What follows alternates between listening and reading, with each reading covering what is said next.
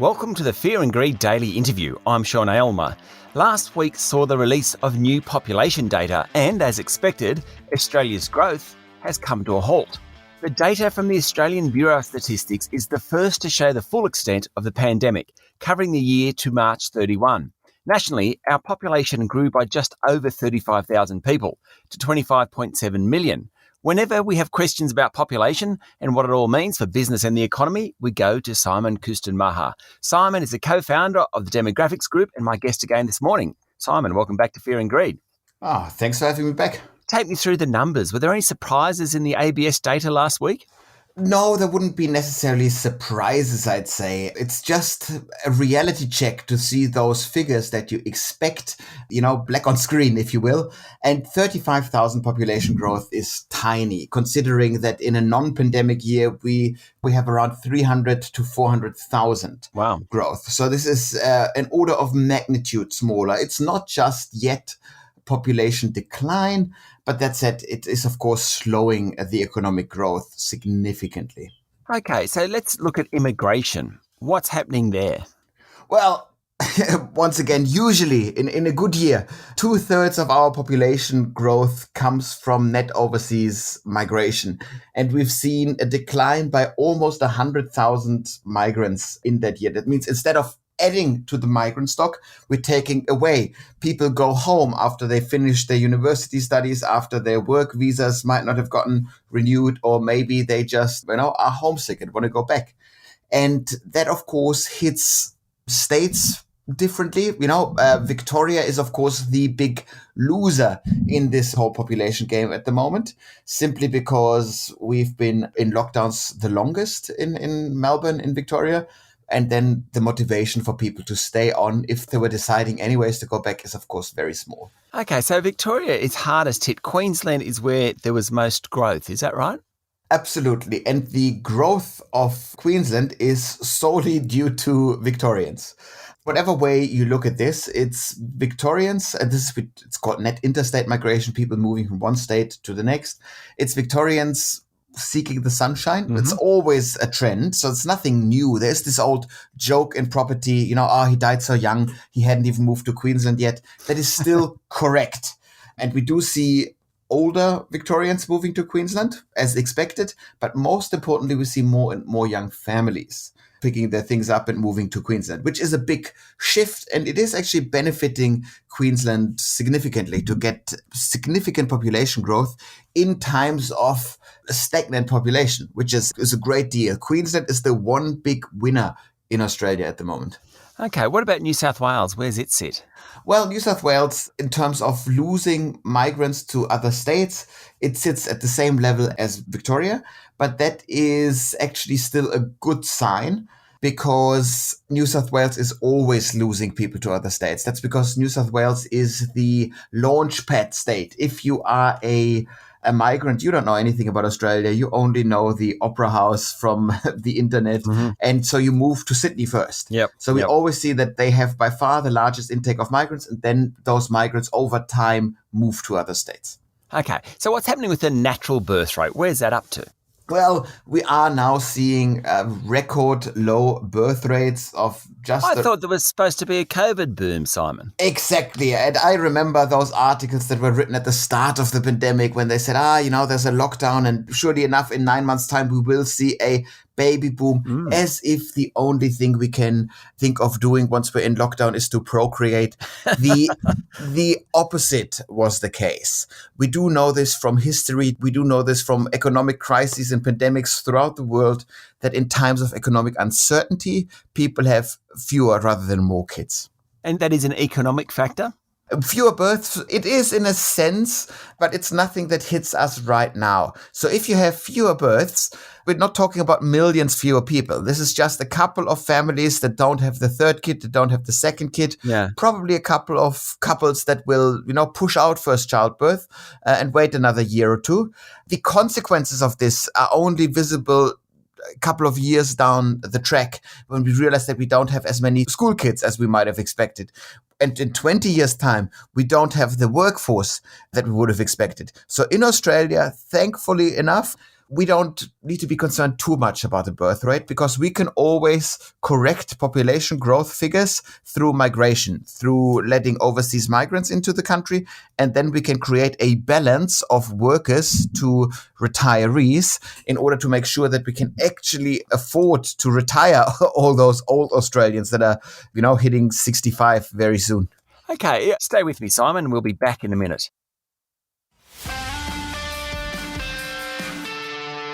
My guest this morning is Simon Kuestenmacher, co-founder of the Demographics Group. I remember when my eldest children were born, and so this is early noughties, it was a period where there had been a boom in birth rates in the early noughties. What's happened in births in the last 10 or 15 years? Well, one of the big trends is that we have seen the millennial generation entering the family formation stage of the cycle, of the life cycle. They'd be too selfish to have a baby, wouldn't they? It's not necessarily selfish. There are really bizarre concerns, if you will, in there that we have to take seriously when you talk about millennials not wanting to add kids to the planet because this is viewed through a climate change lens. And then you say additional people do actually hurt the planet. But this is where we need to introduce the topic of peak humanity to the discussion. That's the big question. When will we reach the highest number of people on the planet ever? And we can now be pretty certain, according to most of the recent demographic research, that we will reach peak humanity in the 2060s. Wow. So around 40s, 50 years or thereabouts until we reach peak humanity. So are the fastest growing countries due to natural causes poorer countries? Yes, absolutely. So traditionally, you can say the richer a woman is, the fewer kids she has. Right. And as the world gets richer, which is still very much the case, even though you might see videos of hunger and despair across the globe, overall the world is getting richer. So that means birth rates drop. And it's not just wealth, but it's also education that makes birth rates drop. And with access to, the internet, education gets better across the world. More people get educated. More people, buy into the smaller family idea. And we're talking about not just, single child families, but we're talking about don't have 7 or 8 kids. Yeah. And by now, demographers agree that all the big African nations will see much lower birth rates than expected maybe a decade or two ago. That might not be a bad thing. Yes, and from a climate change perspective, I think you can say, or planetarial resource perspective, you can say that's probably a good thing. So we can, at some stage, we can just sort our resources better. Yeah. But that said, is it a better thing? Who knows? There is no magic number. Yeah. From a purely selfish Australian perspective, we want to understand, what do we need? There's no reason Australia couldn't successfully house, theoretically, 100 million people. Yep. There's no argument against this. It's only water management that is an issue from that perspective. So we need to make sure, how many people do we need in the country to make sure that we can afford sustainable lifestyle for all, economically speaking. So just bringing this all back to 2021 or 2022, when international borders reopen, what do you think will happen, and will we get back to those growth rates we saw before? The very first thing that will happen is that we'll let international students in, simply because they move into the empty parts of town. They tend to rent apartments in the inner city that are vacant at the moment. So they'll go back, as many as they want. We let them in. So they're cash cows, so to speak. They bring in an awful lot of money. So that's excellent. And then we will see a very targeted campaign for skilled migrants, because we won't let pre-pandemic levels of migrants in at the first year when we open the borders. There'll be significantly fewer people, and you will then see high priority jobs being added to the skilled migration list. And so you have industries fight over which jobs will be added to the list. There are lots of high-tech sectors where we need heaps more programmers and so on, but you'll also see the agricultural sector complaining about a massive lack of low-skilled workers to help out with harvests. Okay. And this is all based, you actually wrote something in the New Daily around this whole 5-year employment projections from the National Skills Commission. Absolutely. And when we look at those forecasts, we see that more than half of the jobs that are projected to be added over the next 5 years are so-called skill level 1 jobs, jobs that require a university level education. That means we need highly, highly skilled people to fill the job openings that are about to be there. And that's very hard to do with the people that are already in the country. It's actually absolutely impossible to do so. So we will need high levels of migrants. And the big question that we need to ask ourselves then, if we try to forecast the future, is, do those people want to come to Australia still? Yeah. And that's where we, I think, in Australia are guilty of selling ourselves short. We are falling into the trap of talking negatively about our cities as hellholes to live in and whatever. And this is just part of the big lockdown fatigue or something, where we are really, for no reason, and actually harmful reasons in the long run, are talking down our cities that are actually the big draw card, because Melbourne and Sydney, if you remember pre-pandemic times, were always called the most livable cities in the world and thereabouts. And you want to harness, protect, rebuild this reputation with all force to make sure that we can get enough highly skilled people back into the country.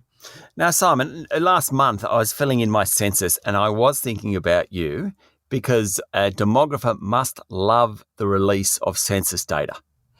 Absolutely. It's always, I make the same mistake every time the census day is upon us, that I get really excited about census day. You fill out the census form with, a lot of excitement. Yep. And then you realize it's a year until you get until you get the data. It's like postponing Christmas. It's a nightmare. Yeah, it's to give kids a sneak peek at Christmas and then say, well, catch you next year. Is it that census, when I was doing it, I was interested in how much information they can extract from a relatively limited subset. That's kind of what I expected it to take forever, and it didn't. It didn't take too long. But I think, gosh, the information they can get out of this fairly limited set of data is quite remarkable. It is fantastic. And you need to understand that in international comparison, our census just stands out as a fantastic document.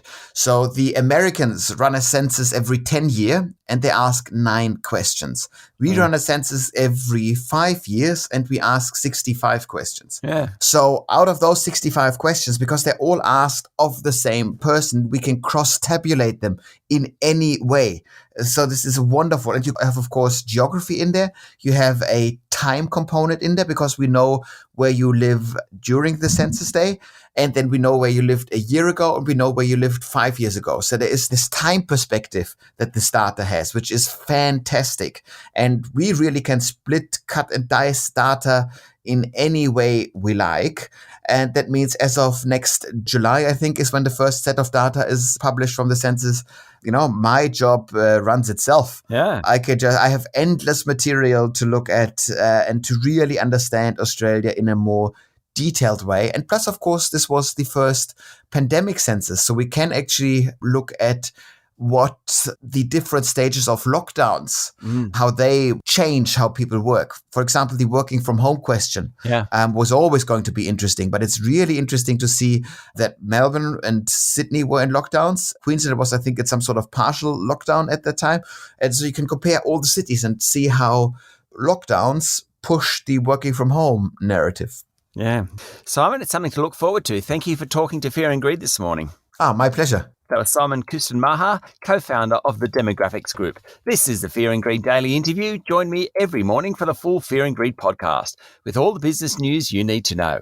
I'm Sean Aylmer. Enjoy your day.